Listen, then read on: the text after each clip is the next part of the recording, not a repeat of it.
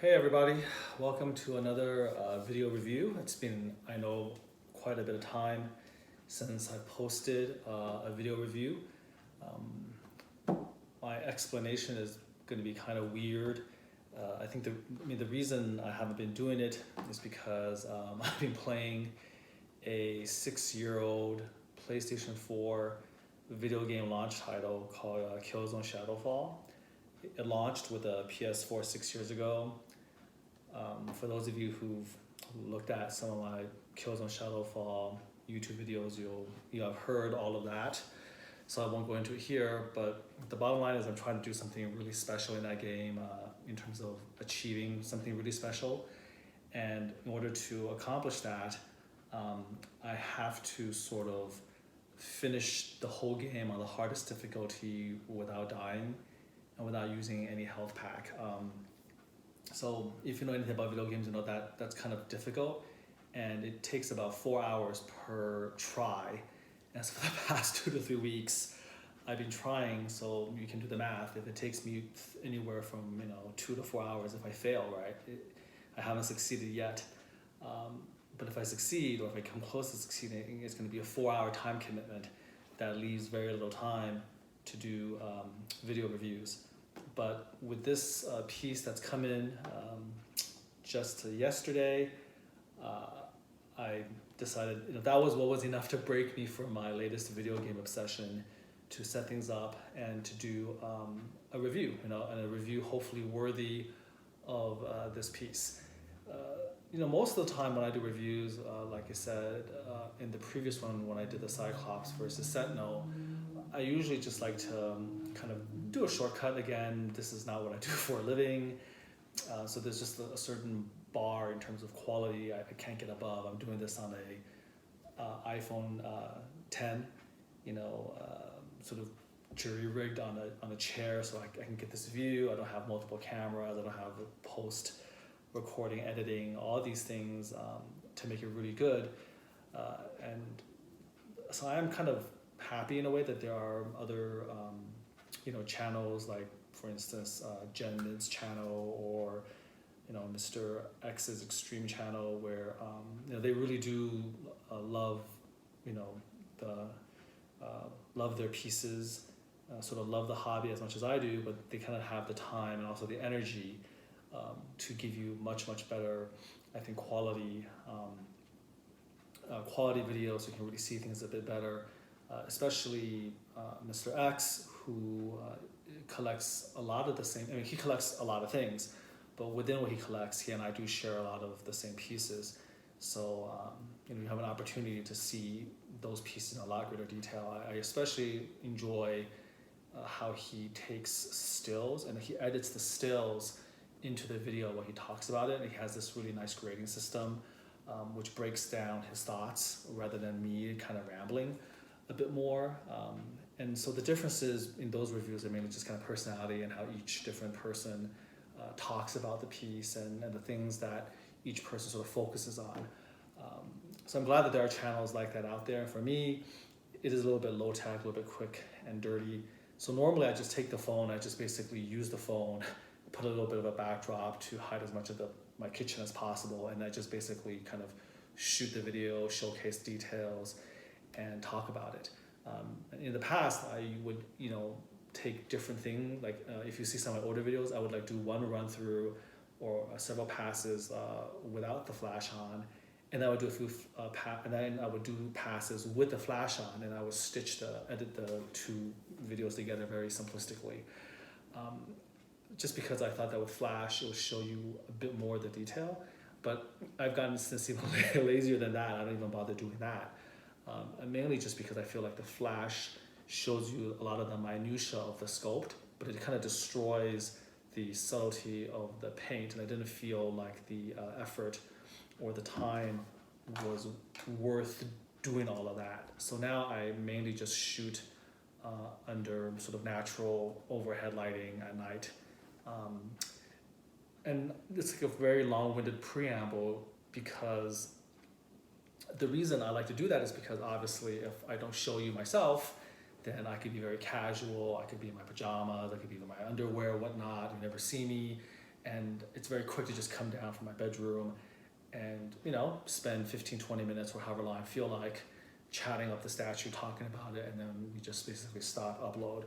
If I do this type of thing, I obviously have to get dressed, put on my comfortable t-shirt and shorts, and then I inevitably have to stitch and edit, because after we talk like this, then I have to take the phone off of the tripod and I have to do the close-ups. So there's just a bit more work, and I'm too busy normally to want to do that. So it does take, in my opinion, a pretty special piece for me to break my old habit of just giving you quick, dirty, video of the piece, and you never see me. I think for some reason, and I've done so many videos, and I think there was some guy who was pretty funny. He made a little joke about it, or he made a crack about it. But I don't take the comments on YouTube, too much to heart, obviously. But I did mention how I think some people do like to see the person talking, who's reviewing. They don't want to hear just a disembodied voice. I think I mentioned that in one of my older videos, and then one of the commenters was like, "No, you're wrong. I don't want to see you. I prefer to just hear your voice." So I thought that was pretty funny. It was a nice little burn right there. But I think a lot of people do prefer to see, I think, the person who's actually talking. Maybe just because of curiosity, they just want to know, what does this guy look like, etc. So anyways, that does take more work, but for certain pieces, I feel like you have to. And so these types of pieces, they're all from the same line, the X-Men versus Sentinel line, so to speak. And again, this is from a custom group, which I guess I can't really mention. I don't think I've ever mentioned the name of the group or the name of the producer. Those of you who are interested can do a little bit of legwork and can certainly find out. Certainly the sculptor, though, I want to give plenty of credit to. The sculptor is Franco Carlissimo, who works, I think, he doesn't work exclusively, but he does a lot of work for this production, for this production group, for this production company, so to speak. So this is Rogue versus Sentinel, and I feel like I have to do the review sitting next to the piece to give you, again, an idea of how massive and how overwhelming the piece is. And just like I talked about Cyclops versus Sentinel, how you can only appreciate sort of the grandeur, of what has been accomplished, and realize the sheer ambition of what's been accomplished. You can only get that sense, I think, in a way, by having somebody sit next to the piece. I guess I could achieve the same thing with like an apple or something, but it's not the same as having like a real human being with hands and moving, and you're touching, you're putting your hand here, and then the viewer immediately, instinctively knows just how massive this piece is. So here it is. This is the Rogue versus Sentinel. It's based off of, and I believe the Jim Lee version of Rogue. I read X-Men, Uncanny X-Men in the 90s, and so this is sort of like the Rogue I grew up understanding, and some of the stories of her powers, this is what I grew up with. This is based off of art, which you can easily, again, Google. Just Google Rogue versus Sentinel, and you'll see the picture pop up of Rogue, of course, ripping the head off of a Sentinel. And it showcases like her superpowers, her strength, which is invulnerability, super strength.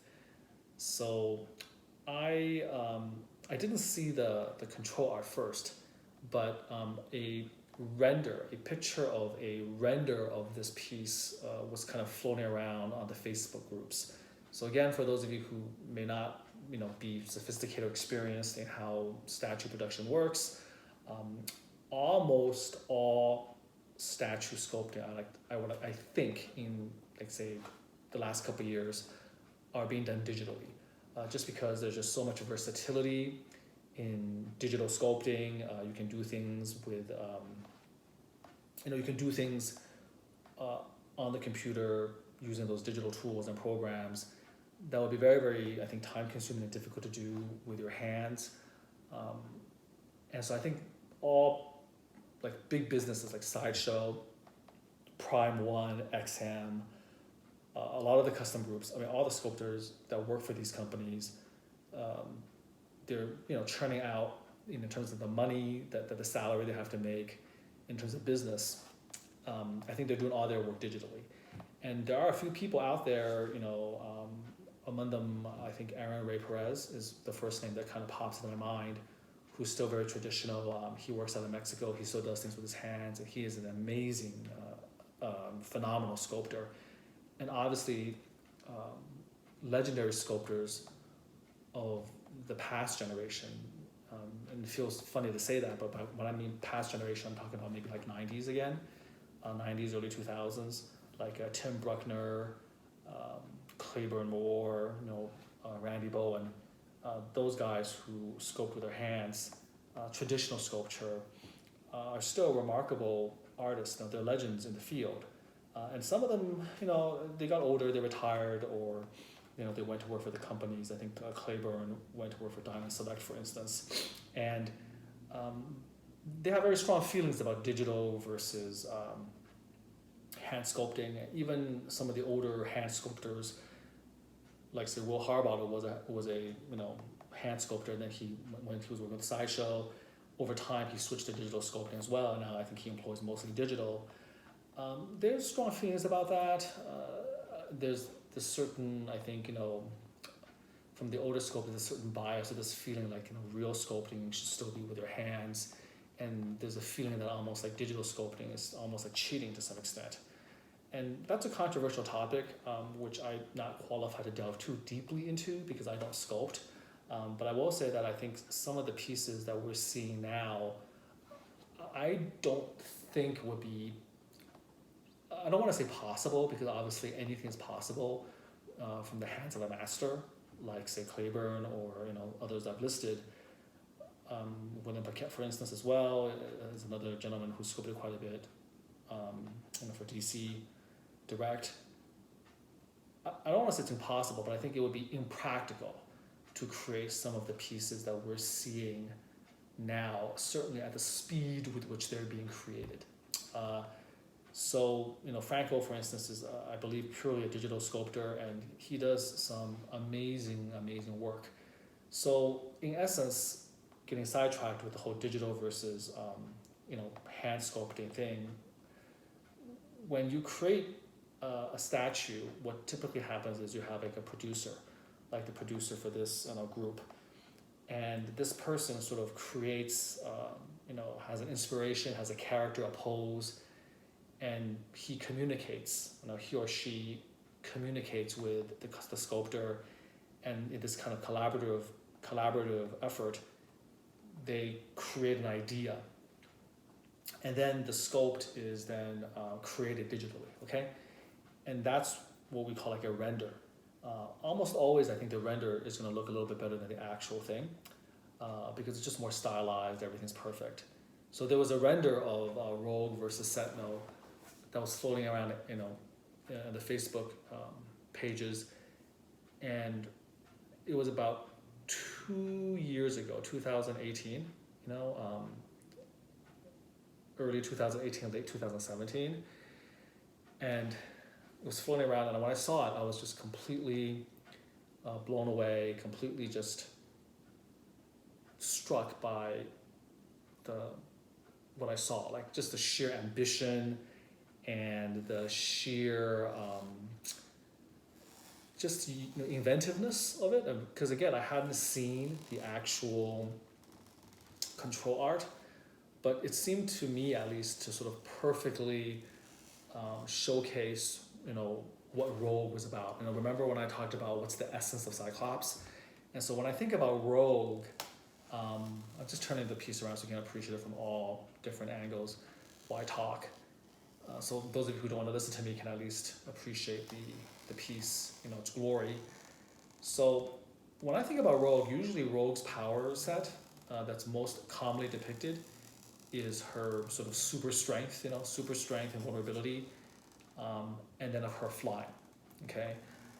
And so when I saw this picture of Rogue in her like Jim Lee costume that I'd grown up with, just tearing this huge head off, it was just crazy. And I really became enamored of it. it was a piece I just wanted to have so badly, And the way you collect is that there's just so many pieces out there that sometimes you just have to, be responsible, practice restraint. You just have to let some pieces go. There's some pieces that you miss out on, you have to pay thousands of dollars to get. And a lot of times that's not worth it. You just have to say, okay, you missed it, you go on. But there's certain pieces that sort of strike your fancy or capture your imagination that you're willing to pay quite a lot, okay, to get. So I really wanted, this piece when I saw the render. It was just so magnificent. And so I took the trouble to do my legwork, ask around, and I did manage to get into the Facebook group, the custom group that created her. And the price of entry, it's a story I'm always fond of telling. That the price of entry, because the group is only for people who had active pre-orders. At the time, everything was sold out, including her. And so the only pre-order that was actually available was the Iceman versus Sentinel, which at the time, I don't think there was even a render. It was actually just a concept, an idea, like, okay, the next piece in the line that the group is working on is Iceman versus Sentinel. And so to get into the group, I basically pre-ordered Iceman versus Sentinel, essentially completely sight unseen, just to get into the group, to get a chance at her. And I did luck out because when I got into the group, I got in about a week after she had completely sold out. And so with the way the deposits were working, I did manage to actually jump in on a cancellation. And the owner of the group sort of hooked me up.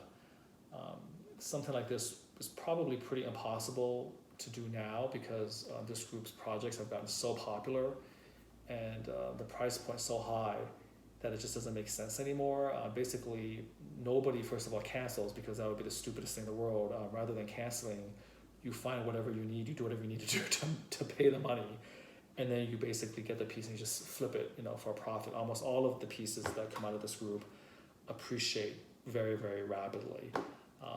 Or in the event of some, horrible tragedy or some unforeseen circumstance, that typically available, pre-orders are then auctioned off or something like that, just because the value skyrockets before the piece is even made.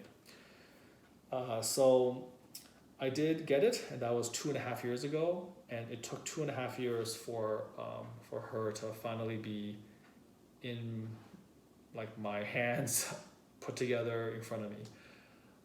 And it feels like a dream because so much has happened since I've been in the group, and so many other pieces actually have been pre-ordered, and it's just been such a long time coming that you almost can't believe that she's here, and so where do you begin talking about something like this? Well, I don't have this scripted, so I guess I'll just start. And this is where I do owe a debt of thanks to, I guess, watching some of Mr. X's YouTube videos, because I think his way of breaking things down, it is a good way of organizing your thoughts so that you get what you want out and you don't miss anything huge. So in general, just sort of copying from him or cribbing from him because his format is so effective and so elegant, you just have to talk about the concept. And so in terms of the concept, that was what drew me to the statue in the first place. And I mean, look at me, I'm putting my hand all the way up. I can barely get to the top of this thing. So the concept just showcases Rogue so perfectly, right? Like, how do you demonstrate super strength in a statue that makes sense? And this is where, again, I can get a little bit philosophical, maybe ramble a little bit, and it just depends on whether you enjoy that type of video or not. If you're here and you subscribe, my guess is that you like to go in depth into thoughts about statues, kind of like I do, versus just somebody saying this is kick-ass, this is amazing, it's the best, and then they just give you, a pan of the whole thing, and you end the video in 4 minutes. So again, there are some consumers who like 3 minute, 4 minute, they don't have a lot of time. And then there's other consumers, more rare, who like to go in depth. Now, one of the reasons, by the way, I go really in depth whenever you see my face is because it takes so much effort. Like this thing, I'm not kidding, is got to be like 50 pounds. And of course, 50 pounds, like delicate artwork, right? It's like, imagine if, for instance, the Mona Lisa or, like the Mona Lisa or something was like, 300 pounds or something, or 200 pounds. Like there's a lot of people in the world, obviously, who can lift 100 pounds or 200 pounds, right? There's tons of strong people out there. But strong enough to lift the Mona Lisa if she was 100 pounds, like where would you hold it? Would you be damaging it? So it's the same thing. Like this is 50 pounds, and I'm sure there's people who can lift it with one hand. But this is not like a 50-pound barbell. Like this is a 50-pound delicate work of art. And so it's so heavy that in order for it to just take it off the turntable, you have to take it apart. It's crazy. So if I'm gonna go to all the trouble of moving it and taking it apart, and after the video, by the way, I have to take her apart again, because this is the dining room table. This is where my family eats, right? So she can't be here forever. I mean, after tonight, like I have to get her off this table because tomorrow morning we have to use the table to eat. So I'm going to all the trouble. I'm going to spend the time to make this as definitive a review as possible. So let's get back to talk about how do you showcase strength in a statue, or how do you showcase super strength. This is trickier than it sounds, because again, if you have like a statue in museum pose or Captain Morgan pose, you do not want to have an elaborate base, then you run into some challenges. And again, there are certain characters that lend themselves more to museum stances, but then there's other characters where if you want to really showcase, kind of the essence of that character, or showcase a particular superpower that you really want to kind of show off, it's really hard to do that with simple museum poses or a character just standing there. So I'll give you the perfect example, in my opinion, like Superman. One of Superman's obviously defining traits is invulnerability, flight, super strength. So in that respect, Rogue is sort of like almost like a female Marvel version of Superman. Of course, those of you who follow the mythology knows that she got most of those powers by essentially siphoning them away from Captain Marvel. Rogue's mutant power is actually her ability by sheer touch to absorb all of the powers and the memories and even the personalities of anyone who touches, who she touches. And her victim usually falls into a coma. If they die, if they're normal, and if they're super powered, their powers are temporarily taken. And the longer she touches you, the worse the outcome. So in any case, Superman, of course, is sort of that quintessential, right? Super strength and vulnerability. And so a lot of times, how are you going to depict invulnerability in the statue? How do you depict super strength? And so typically for Superman, a lot of, I think, customs and even licensed pieces, they try to do various things with him. They're always trying to show him floating in midair. So there's a lot of engineering that goes into trying to create the illusion of Superman flying or floating. And then in combination with that, they always showcase him like completely, overwhelmingly, like just muscular, buffed out. Because those muscles are supposed to give you then the impression of the super strength, right? The most classic one is the recent one by Prime One, which has become sort of a little mini grail on collectors of him from Hush, which I like the piece. I think it's very well sculpted, but I don't love it like a lot of other people do, because again, I find his anatomy a little bit too much. And that's one of the problems with Superman, is I've always found a lot of the sculpts of the modern Supermans created by companies and custom groups to be too exaggerative in terms of the anatomy, a little bit too over the top. It's almost as if there's a lack of imagination, where it's like the only way to show that Superman is strong is by turning him into, for all intents and purposes, if you were to make a real world analogy, like a steroid or roided out freak almost, right? Like anyone who looks like that in real life has to be taking massive amounts of steroids, anabolic. They're bodybuilders. They have like 1%, 2%, 3% body fat or whatnot. So it creates this very unnatural looking anatomy, and that's supposed to convey that Superman is like has super strength. And for me, I've never really loved that aspect of statue design. So why do I talk about Superman so much in a Rogue review? Well, mainly because it's really hard to do that with a female character. You don't, She-Hulk notwithstanding, it's really difficult to put tons of muscles on women the way you would on a man and make them look attractive, or at least in statue form, right? And in fact, I think the most popular She-Hulk still remains the sideshow premium format, which doesn't go over the top with her being like bodybuilder muscled out, even if that is not necessarily true to the source material. And when I remember that She-Hulk was first released, there was some criticism that she was too sexy or too pretty or too slight. It wasn't muscular enough. And now, of course, it's a mini grill. It's going for anywhere from 4 to 5 times. It's I think it's retail price, or at least triple its retail price. But societally, people still want their females to be slender. Attractive is not necessarily like the level of bulk that you'll see in a male superhero like Superman. So for Rogue, you can't go that way. Not to mention, she's not even drawn that way. And so you have to think of another way of showing her super strength. And I think a lot of Rogue pieces, and there's not that many out there that are trying to showcase that, if you move away from like the simple museum pose that just shows Rogue posing, which was one of the sideshow premium formats, the first one, they would then focus more on Rogue flying. And so the second Rogue piece by Sideshow, the maquette, which is gorgeous by the way, is kind of showcasing her flying, right? And they have her elevated, and they did a great job of that.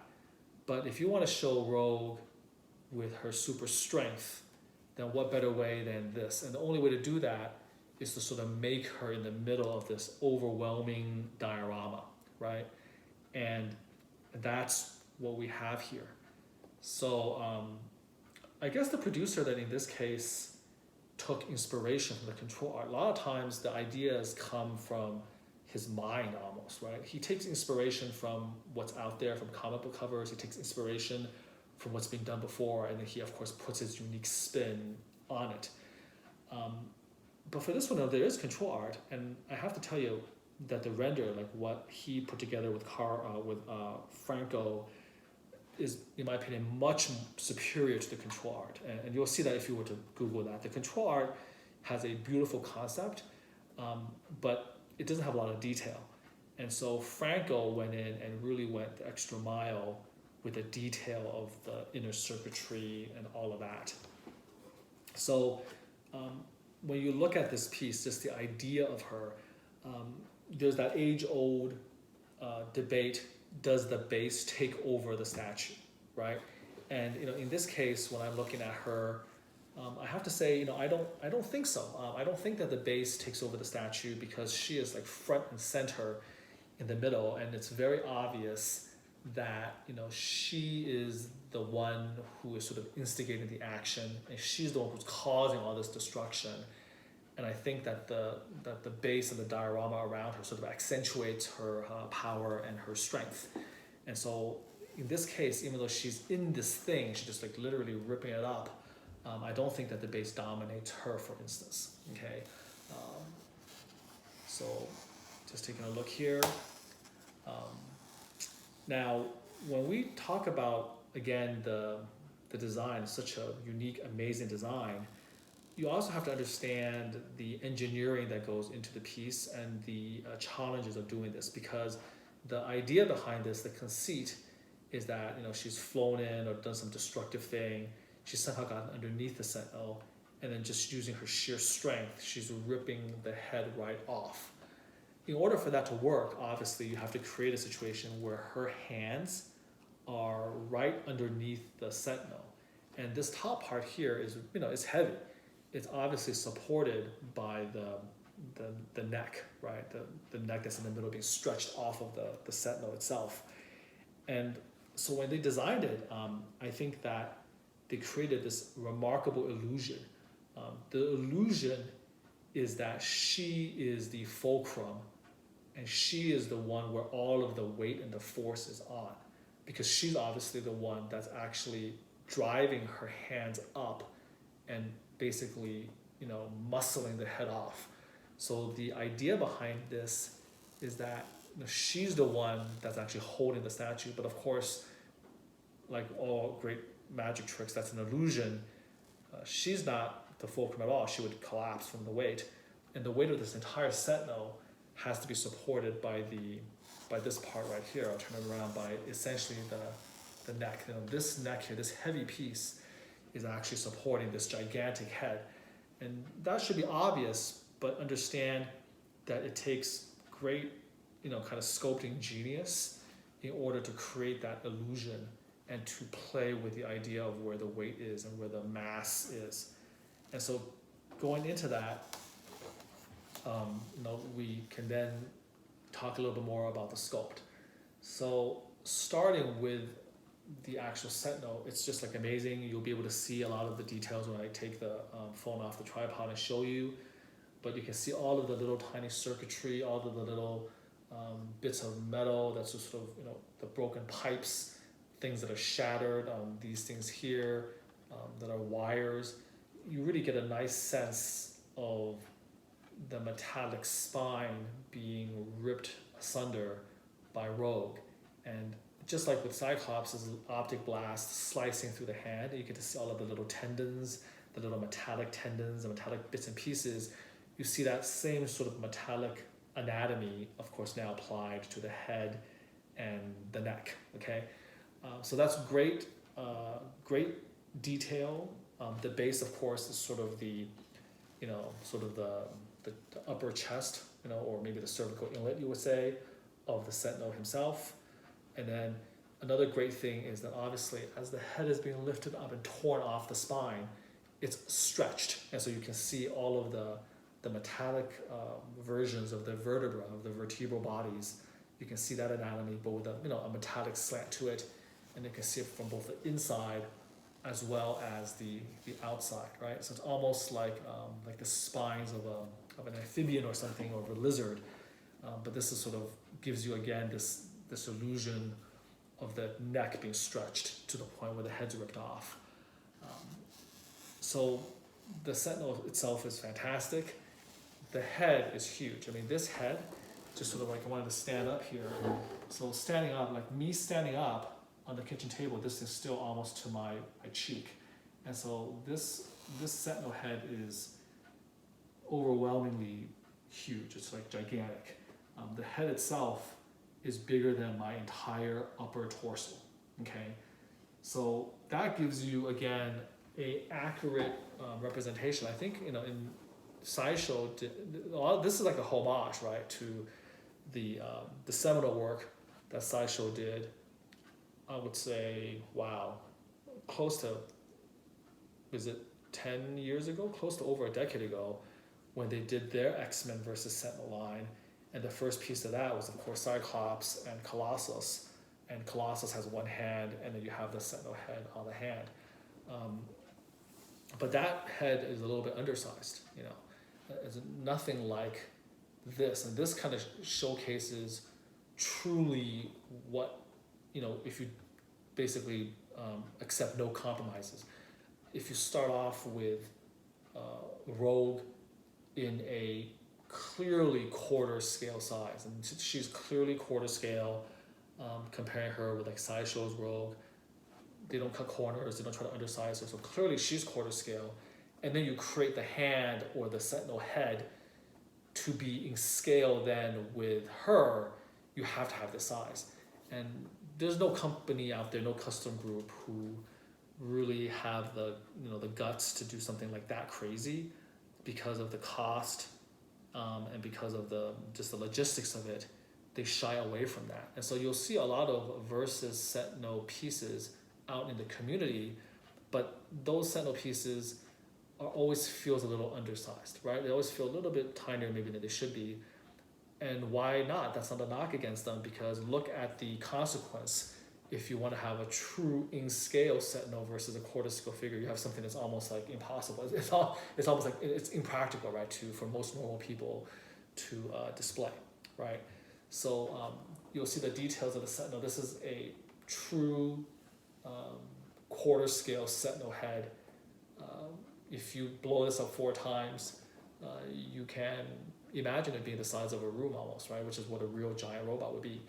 So I'll go over some of the details when I go over some close-up details, but this part of the review is just kind of giving you an overview, looking at the overall piece and how beautiful it is. So here she is standing there, and you have all these little wires and things like that, kind of just all over the place. So that's the Sentinel. And of course, in the center of all of this is Rogue herself. And this is patterned again after the Jim Lee 90s Rogue. And so a few things to say about her. Number one is you got to look at the pose and the anatomy.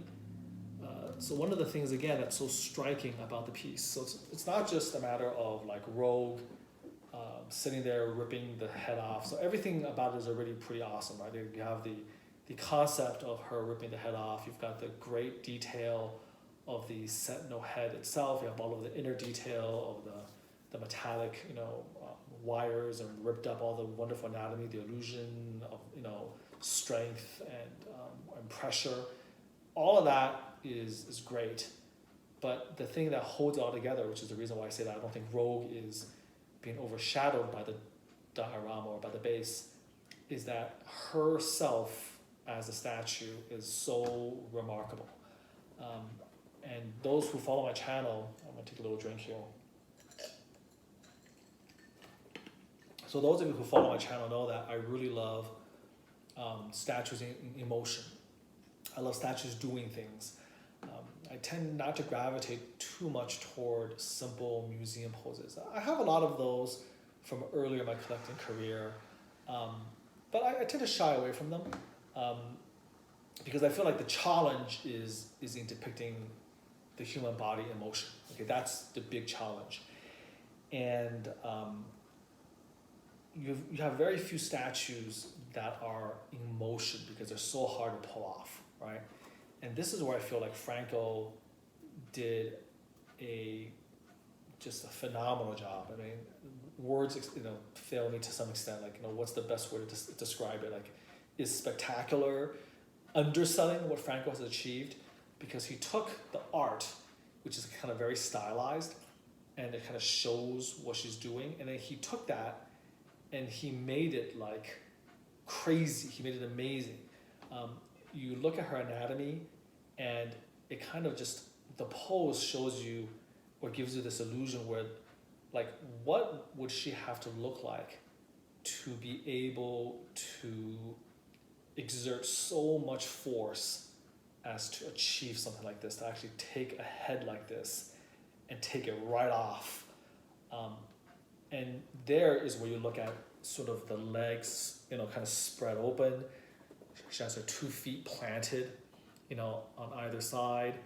And then her waist is stretched, like the way that her entire body is sort of like twisted and stretched, and then the arms are driven into the metal on the undersurface of the head.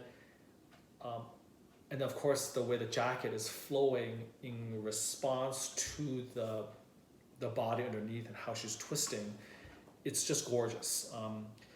It shows her anatomy. So at the same time, her anatomy is very slender and beautiful. Of course, she's a stylized female comic book hero.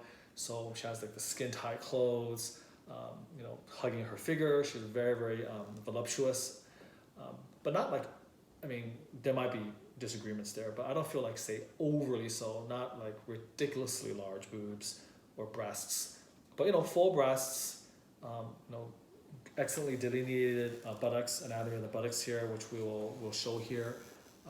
That part may be a little bit too skin tight, but again, this is only, say, sexist or exploitative in the same manner that all comic books were sexist and exploitative, because if you read comic books, the vast majority of female figures were sometimes portrayed like that, okay? And so this is to some extent then true to that, but showing like both the voluptuous feminine nature of Rogue, and she does have a lot of sex appeal in the comics. She's a Southern belle, and she's very flirtatious, and we can go for another hour into like the psyche of Rogue. For that, you just have to read the comics or read a Wikipedia entry on her. there's a emotional, psychological tension, because obviously this is a character that really has a very hard time having intimacy, right? She can't have any real physical intimacy. There's no, her kiss is basically death, right? She can't touch, she can't kiss, she can't even have a hug or comfort, or she can't get, stroke someone's cheek or be comforted herself. So there's a lot of emotional trauma associated with kind of what she's been blessed and cursed with. And so almost as a reaction to that, she's very, very flirtatious. And so she is very sexy, flirtatious, so it kind of accentuates that. But at the same time, it shows that figure under strain, under stress, with incredible power and tension. And it shows, again, the body, that, very, very voluptuous, sexy body, but then engaged in something incredibly unsexy in a sense, right? Which is this great show of strength. And so the way her legs are spread apart, the way the waist is bent, the way the shoulders are, it reminds you of like a modern day Atlas, right? The Greek myth Atlas, with the weight of the world, right, or the weight of the universe on the shoulders. It kind of harkens to that. And so that anatomical sculpture by Franco in terms of the body is just amazing. And in terms of the costume, you have all of these like little tiny texturing here that can only really be achieved realistically, digitally, in terms of a digital sculpt. You always see that.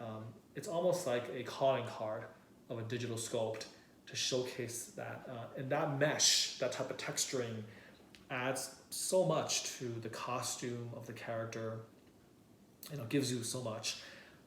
This is of course fully sculpted. Did a very, very nice job with the zipper, the buckle flying. Again, sculpting the movement. Sideshow had a mixed media, vest, faux leather, which is fine for museum pose, but in this case it has to be sculpted because, again, you're trying to depict motion and things flying around and her exerting her strength. And so when you do that, you have to sculpt it. And so they did a very good job, again, sculpting the jacket, flying around and all of that stuff, with the buckles undone, and also her waist pouches, all of this. So we've covered all of that. We've covered the design, we've covered the sculpt. Now we move to the head, the portrait. So there, there's a little bit, you can have a little bit of, I think, controversial opinion here, is that probably the portrait is a little bit of it's excellent, but against the backdrop of this masterpiece is probably maybe the weakest element, but it's hard to say. Now, the reason I say it's one of the weaker elements is because I feel like, again, we have way too many heads. I have these heads in here and we're gonna see them, but this is not the producer's fault. He did ask what the group wanted, and I was one of the people who voted. At the time, we were just all insane, in my opinion. We're insane and crazy. We always just wanted everything. And so we wanted, and we got 7 heads, which I think is just a complete, I think it's just a travesty in the sense that you don't need 7 heads. You only need, I think, at most 3, but probably only 2 would have been good enough. So in this case, I portrayed her with my favorite head, which is of her screaming. Okay. Now there's another head, which is of her, smirking. And I'll show you this one in a second when we do close-ups. But this portrait has her, smirking a little bit. Or there's another portrait of her just kind of being very, very like expressionless, sort of relaxed. Looks like this. So I think just 2 is enough. 1 screaming, 1 smirking or relaxed. I think 7 is a bit overkill. It does increase the price of the project, and it just creates this silly situation where you have literally 6 heads, which you're not going to display most of them, and what are you going to do with those heads, right? So I think that the screaming head looks the best, and it has a lot of passion. I think that the one without expression works in the sense that it gives you, and again, a hint of her strength. Like, she's doing something so remarkable, but her face doesn't even betray any emotion, any of the normal strain you would have.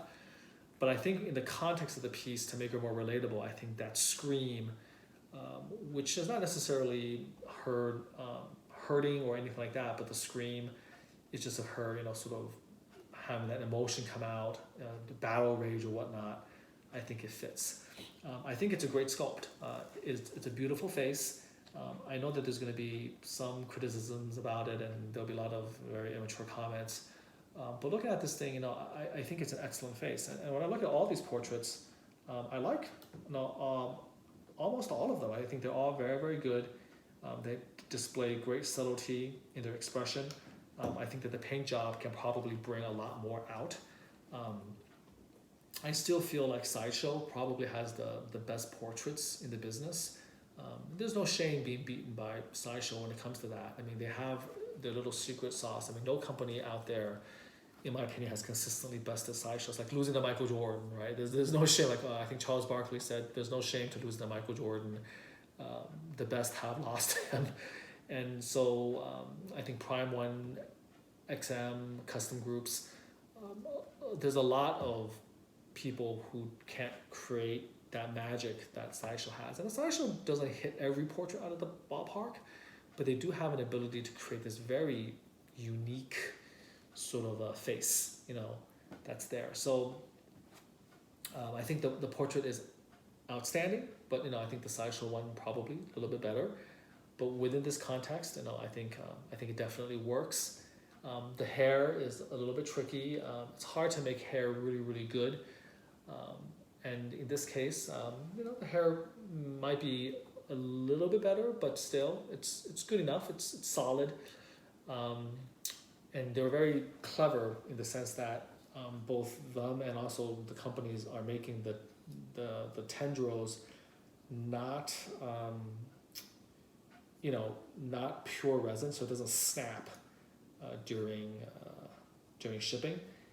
This is a very similar problem that Sideshow had with their hair. I haven't seen any sculpted hair that really is great. There's good, this one is good, but even say Sideshow, when they did like Jean Grey with the flowing hair, Dark Phoenix Jean Grey, their version of it, it's just like this big clump of resin with all the details, sculpted in. Hard to do hair really, really well, okay, for what that's worth. So, in terms of the paint, I think that the Sentinel paint job is just phenomenal, okay? The factory that did this is a factory called HCT, and this is the factory that this group uses pretty much exclusively. And so I think that they did a real bang-up job on the paint quality of the Sentinel. It looks really good, and I'm going to just turn it around so you can see that. It fits very well with the rest of the Sentinel line, as it should. It has great texturing, nice color, no complaints there. It's very, very good. Could it be done better? It could, but it will cost you thousands. How much detail work are you going to go in for the metal, the shading, all of this other crazy stuff? I don't know, but as a factory, paint, I have no complaints against this. Okay, very good. In terms of Rogue's costume, I think she has a very elegant, beautiful costume. The yellow and the greens is very simple. The lines have to be clean. If you nitpick, you can see little tiny areas maybe where it's not quite as clean, but I think overall I give like an A minus. Like, it is very clean. The borders between the yellow, the green looks nice. The jacket could be done maybe a little bit better in terms of the browns. It's a little bit murky, a little bit mucky, so to speak. So I think a repaint there, the jacket can be done a little bit more realistically, a little bit nicer. That can be done. And the portrait, again, depending on the light and the shadow, I would call the portrait like a solid B, okay, solid B. And again, there's only so much you can do. Like, you can't turn that portrait into like a living human breathing face. There are paint masters I know who can do that, but they'll charge you quite a pretty penny to get that done. So within the context of a factory paint job, I really don't have any complaints. especially when you look at her screaming. They do a beautiful job with the tongue, the lips, the teeth, the eyes. There's no real googly eyes or anything like that. I'm looking here, again at her screaming. Yeah, right, nice little gloss, a little gloss on the eyes. Again, overall, I think it looks good. If you take a picture of it with flash on, you look at it kind of in the wrong light, it may look a little bit flat. But this is no worse than any of Sideshow's paint jobs, in my opinion, and probably a step above, which is why I give it a solid B. Solid B. The hair maybe could be done a little bit more texturing, but again, not bad at all. And it's important to realize that in Rogue's, in this piece, in Rogue versus Sentinel, she will always be perpetually under shadow, meaning unless you wash her out with a flash photo, natural depictions of her, she'll always have the shadow of the Sentinel overline her, and those shadows automatically create, depth to her face. The way the sculpt is, Franco did such a good job with the sculpt, that naturally, depending on where you display her and how the light from around her falls, it will give her face more realism, more texture just in and of itself. So again, when it comes to a decision to repaint, if you do decide to repaint, I would say out of the 7 heads, maybe just choose your favorite 2, that you're going to display, be reasonable. And you may want to invest if you know somebody who can do a really, really good job. But I'll tell you that, going from portrait is different. Okay, it's much more difficult to do than a costume body or the head metal. A portrait, it's tricky. Going from a B to an A, you have to have the right person do it, and they'll be a little bit expensive. It's easy to go from a C to a B plus or something like that, but going from a B to an A plus, you're gonna require real talent, and you're gonna require you're gonna require a little bit of money to have that done. So that basically, I think, says everything I can say about the actual statue itself. We've talked about the mass of it, how huge it is, the gigantic footprint, the beautiful concept, the design, Franco's amazing job, the paint, which is very, very good in my opinion. I have no real criticism to level, other than the fact that the portrait can be done better, but then you have to pay for that. Okay, so all of that is there. I'm going to gently turn it around. So this is kind of your opportunity to look at her, look at this piece in its entirety. Again, just sort of rotating it. I position the camera in a as good a position I can. I don't want to go too far back because everything's just too small. You're not seeing anything, and of course too close, it'll cut off the top, just like with Cyclops. But we'll take care of that when I actually begin to put the camera in my hand and do some long shots and medium shots. But just kind of gently twisting this aside. One thing about the piece, of course, is in order to appreciate the set, you have to stand up and look down on it, because the head is like this and she's tearing it off, flipping it off, and so you have to really go above to kind of see it. The eyes do light up, very nicely done. It's run by batteries, and I'll show that once I again take the camera off the tripod. So hopefully from this view you can appreciate all of her. And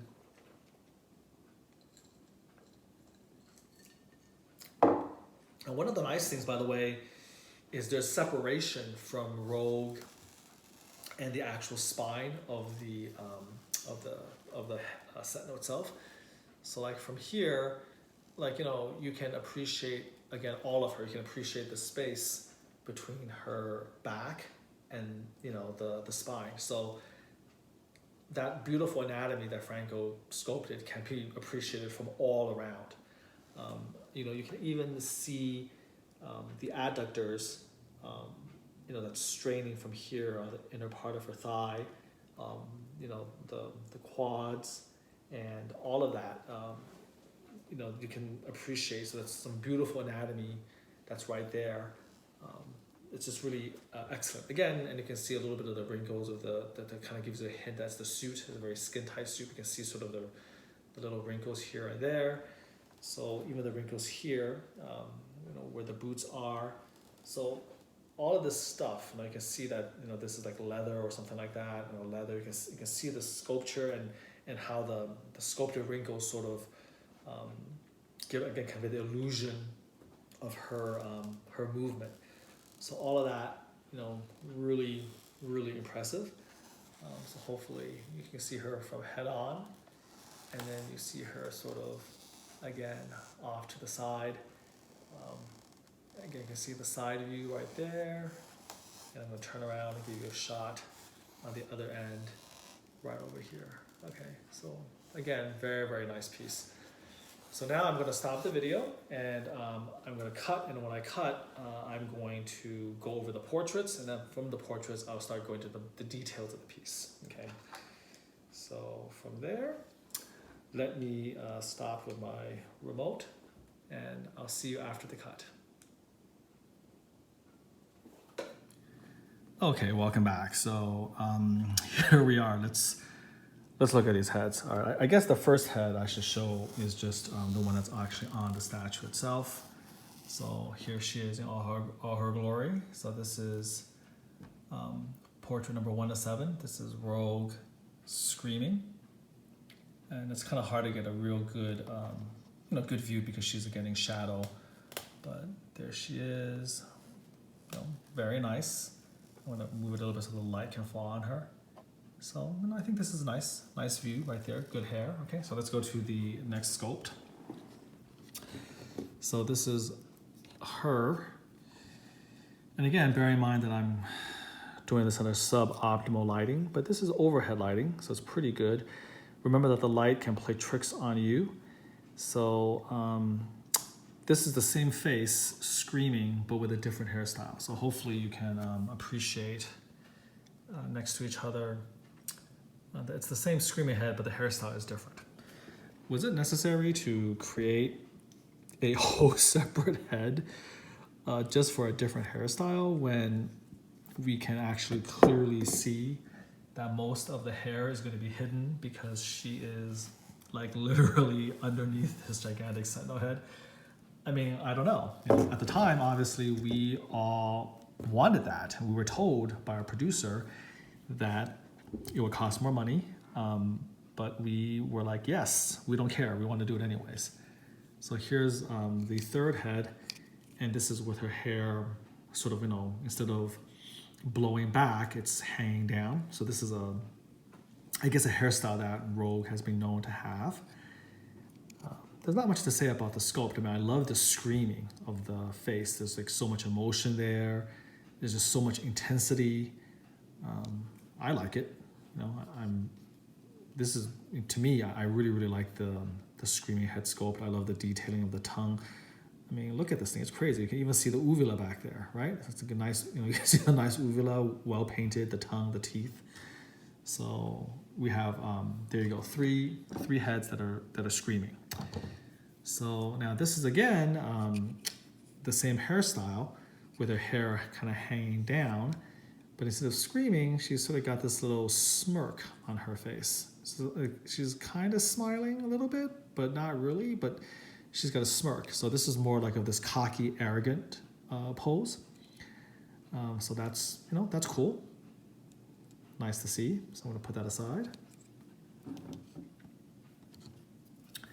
And then this is sort of the classic Rogue. She's not screaming, she's very calm. This is very similar hairstyle to this one. I think it's pretty much the same hairstyle if you look at the two. So yeah, I think it's the same hairstyle. But while I was one screaming, this is more like more calm, okay? So there you have it here. And then we have the other smirk. So this is the same smirk, but instead of the hair going down, this is more of like the windswept normal hair.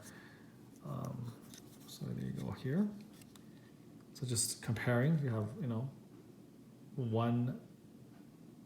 the smirk with one hairstyle, and then you have the same smirk with a different hairstyle. So these are the two similar portraits, just with different hairs. Okay, so whatever that's worth, we'll put that aside.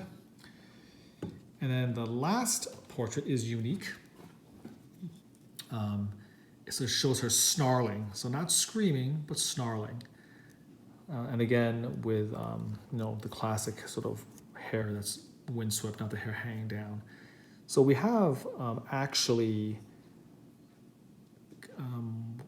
what is it, 4 expressions, right? So we have, in terms of intensity, we have the scream, and then we have the snarl, and then one step down, we have the smirk, and then finally, we have sort of like the normal expression. So 4 expressions, and then we have, 2 hairstyles essentially, okay? So that's a lot of heads. I don't know what my favorite is. I mean, my favorite, I guess, is like, obviously, I like the scream. And if I had to choose between, like just to say, if I wanted to repaint the portrait, I would repaint this one, because that's kind of one of the ones I want to display the most. And the other one, I would probably have to go with the smirk. Again, there's just so much attitude, so much subtlety in the sculpt of this expression. I love this expression, so I'll probably go for like a classic hairstyle with a smirk. So these are my 2 favorite heads. These are the heads I think that's all you need, is like scream and smirk. I think those 2 is good enough. The other heads are great, by the way, and it's always good to have choices. But I'm not I'm not a huge fan of the hair moving, like the hair kind of like that's sort of falling down. Not a huge fan of that hairstyle. And again, of all the expressions, this is fine as well, but I just love the scream and the smirk, I think, this is really nice too, but again, if you want that type of energy, I would go for the scream. All right, so hopefully you got to see all of the expressions and stuff. So here we go. Look at the detailing of the base. It's going to be really, really close up. So this is the inside of the base. I'm actually between her legs. That's how far apart they are. So you're taking a look at sort of what's being ripped off. Okay, so here's where she's standing, right there. And then take a look at all the muscles, the tendons. Hopefully you can see. Oh man, this is gonna be hard. I'm gonna put my hand here so maybe you can see the texture a little bit better. You can see the texturing here. See the texturing here on the green.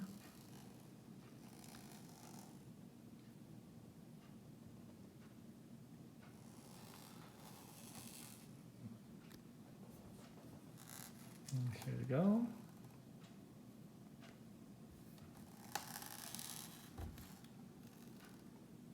Look at her belt pouches.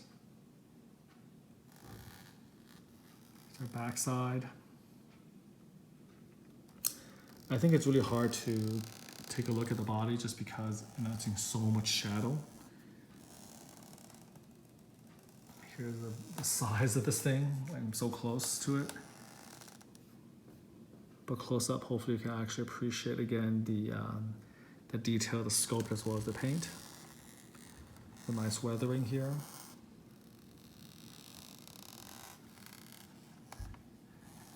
And then the undersurface. There you go. So while you're putting her together, by the way, here's a hint. I had some trouble, and I think when I first put it together, I didn't have the arms in the right position. I had said to a few friends of mine that the magnets don't fit all the way in just because of the awkwardness of the positioning. But take your time, really take your time, and make sure that the hand is in the right position. There's a groove for it up here. You have to, there's some give because she's connected by magnets to the feet. So the legs here can give, and you have to kind of juggle a little bit. So just look very carefully at where I am pointing. So remember that the other hand goes through this groove right here. Now this is where that hand should go. On some of the pictures, it's a little bit flat, so I think you can be fooled, but hopefully this will help you put it together. So remember, this is where the hand goes, and it will snap in in both shoulder sockets perfectly, okay? If you get everything perfectly adjusted, you may have to wriggle her a little bit. You know, she wriggles at the knee joints here. They're magnetized here, and the two arms are magnetized. And so put the head on last. When you do put the head on, you have to kind of tilt it and put the hair back over and then wriggle in. But you know, it fits together pretty nicely. But the engineering is tight. And so I think HCT should be given some credit for that. It's not easy to do, but they did do a good job with that. So here you go here. Yeah, I think this is the best view I can show you to show kind of the texture in here. So like that microfiber texture here. And then moving down. So there you have it.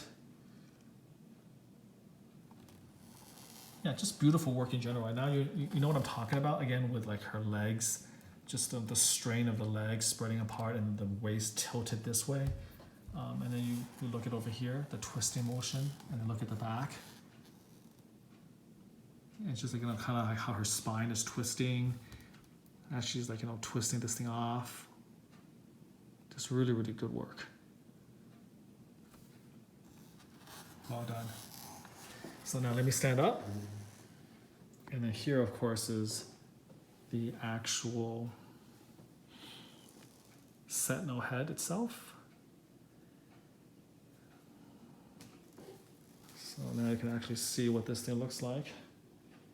By the way, I know I was supposed to review Iceman. He's still sitting there. I am terrified of reviewing that guy because he's just massive. I mean, I might break an arm just moving him. So just the idea of moving him to this table to review him and then having to move him back just fills me with like laziness and despair. So I was just like, oof. So hopefully giving you some nice views. It's really hard again because you don't have the light. I might do flash actually after this. I haven't done flash for a long time, but that might be one way of really showcasing her. It'll jack up the paint, but you know, in terms of the appreciation of the paint, but this will give you some details. So look at that, beautiful work. So this is it. This is what you're seeing from on top. Okay, so in terms of making the eyes light up, that's easy. You take off the nose, and then you have the batteries here. You just press the button, and then boom. Okay, so that's the eyes. Pretty awesome. I mean, it would be even nicer. You can go the kind of the next level, in a way, if you made the eyes flicker, right? Because technically he's about to die, right? But even so, it's a nice light up effect, which we're not going to use very often, but that's fine. So I'm going to turn her around this way, and then you can kind of again see beautiful texturing. So the best thing to do is, instead of moving her around, I'm going to move around instead, and kind of take a look from the side here.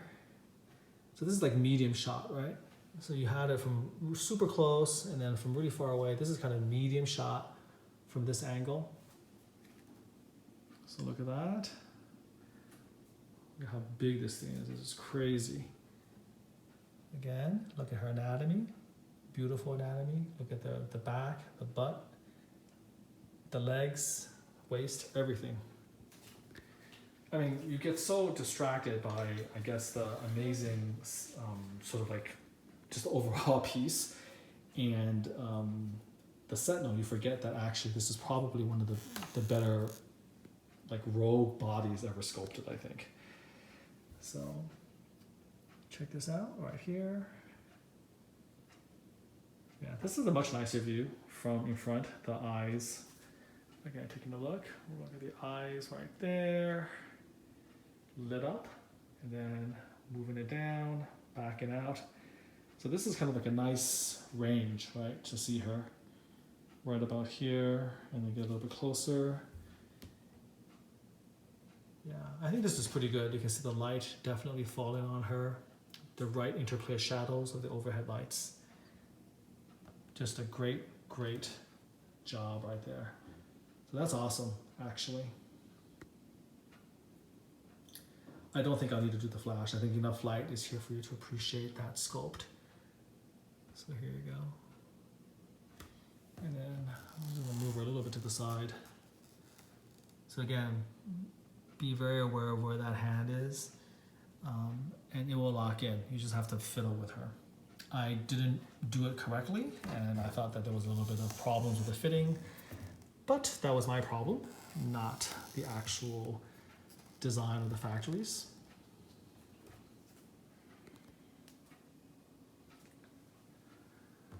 All right.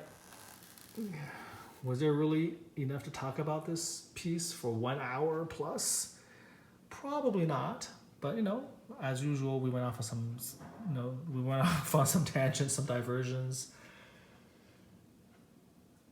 So unlike Mr. X, I don't have the patience to do the beautiful shots and editing it in. I just show you the detail like in real time, right? With the video, hopefully that's good enough.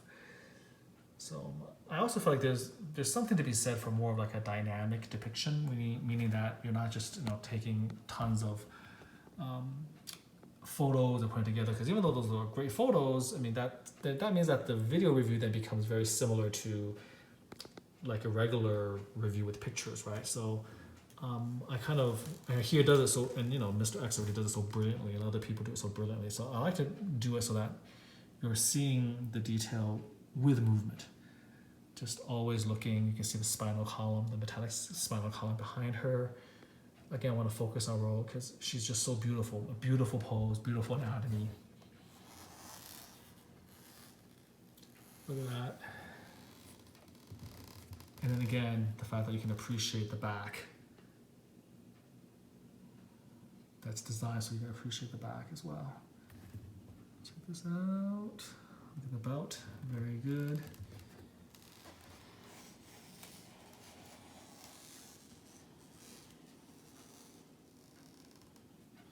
You can hear the creak because this is so heavy.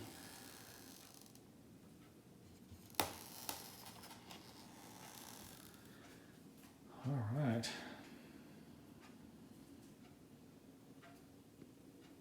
Beautiful. All right, guys. Well, that's it for Rogue versus Sentinel. This piece I waited for again, over 2.5 years to take it from an idea in someone's head through the scope, the render, to it made, so I can actually touch her, touch the Sentinel, touch the piece in hand. Definitely worth the wait. And in my opinion, it is the best Rogue statue on the market, bar none. Look at this. I mean, all other Rogues essentially pale in comparison to her. If you were going to buy just one Rogue, then obviously this is the one that kind of like sets the standard. I think the sideshow one that with her flying is really nice. It's a nice depiction, nice companion piece, kind of showcasing her flight abilities with, again, a very beautiful, like more realistic portrait in a sense. But when it comes to just overall, like this thing is just, like it's just like with every, I think I said this before with all these other pieces, like for her, it's like definitive. Like this is the story begins and ends with this piece, essentially, when we want to talk about Rogue, if you want to be honest. All right, thanks for sticking with me throughout this entire long review, and hopefully this gives you all the detail you need about this piece. And until next time, do take care. All right, guys, I know I said take care and seemingly ended the video, but I figured, you know what? If I'm going to sweat so much and move this piece to the kitchen table and do the review, I might as well not be lazy and do it right. So yes, I'm going to show you what she looks like with all 7 of her stinking heads, just to give you an idea of kind of like what it's like. So here's head number 2. This is my second favorite. This is the smirk with normal hair. So again, I'm gonna kind of back up. So this is what she looks like, all the way. You can see the whole, I'm so backing up. Okay, so this is the whole thing, okay? And then we're gonna go medium range. And then here she is. She kind of reminds me of Jessica Alba, I think, right? A little bit of Jessica Alba in her face. So this is her smirk right there. Okay, so the portrait, you've already seen close up. So this is what she looks like. This is the vibe you get with that portrait in this scene. Okay, so there you go. Let's look at it from different angles. All right, so that's portrait number 2. I'll see you for portrait number 3. Okay, so you can see the 2 I've already shown you is on the side. I have to keep it straight. So this is portrait number 3. Again, we'll go back so you can see the entire statue, and it will slowly come up. So this is number 3. This is the sort of the snarl, right? So you've seen the scream, the smirk. Here's the snarl. And that's what this is what she looks like with that. Again, I'm going to try to show you.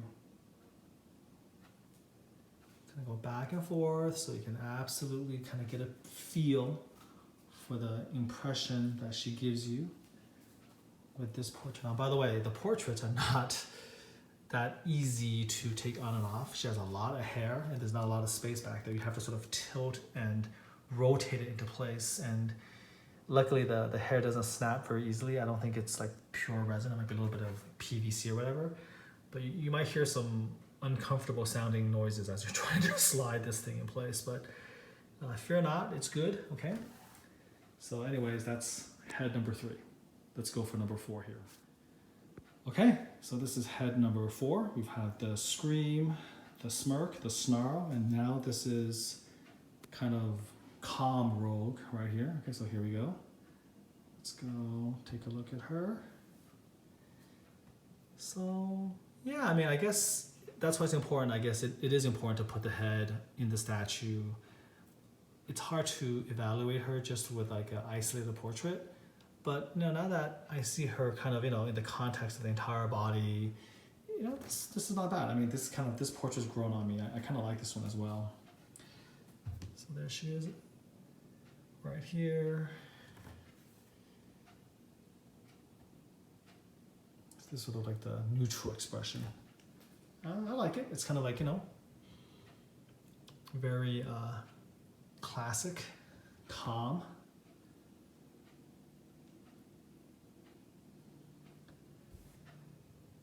Yeah, not bad.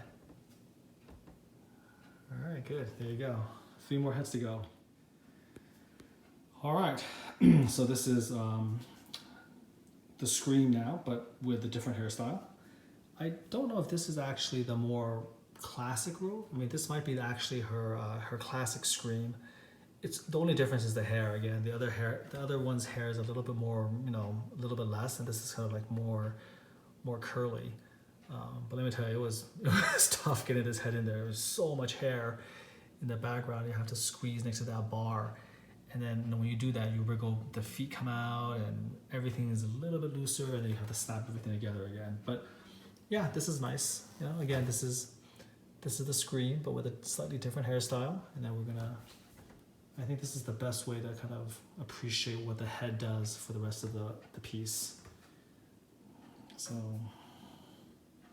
here's what she looks like from far away. And then we get a little bit closer. Medium view. Look at the different views of her portrait on the actual statue. All right, nice. Yeah, so each head does give the piece a little bit different presence. All right, 2 more to go, guys. Okay, so this is the 6th head. This is with the hair falling down over her. So this is what she looks like from the side.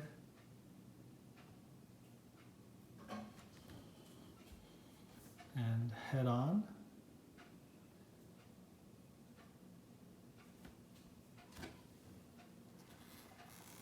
On the side here.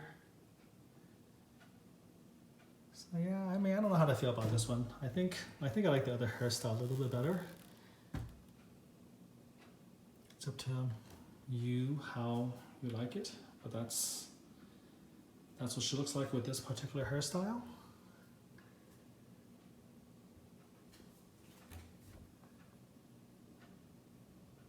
All right, 1 more head to go. Okay, welcome back. So this is the last head, last but not least. So this is the smirk with the alternate hairstyle. So here she goes. I'm going to show her entire body right here, medium view. And then we're going to go a little bit closer. Look at it from the side. So again, I like the expression. I just don't know about the hair. I don't know, the way like it's kind of falling down. It doesn't seem quite as natural, you know? It seems like more like a wig or a little bit fake. But again, you know, different strokes for different folks. Some of you may love this portrait. This is the last of the 7. So there you have it. So yeah, basically it's of the 7 heads, it's 4 expressions. One of them, 2 of them unique, and then the others are basically the scream and the smirk are the same but with different hairstyling essentially.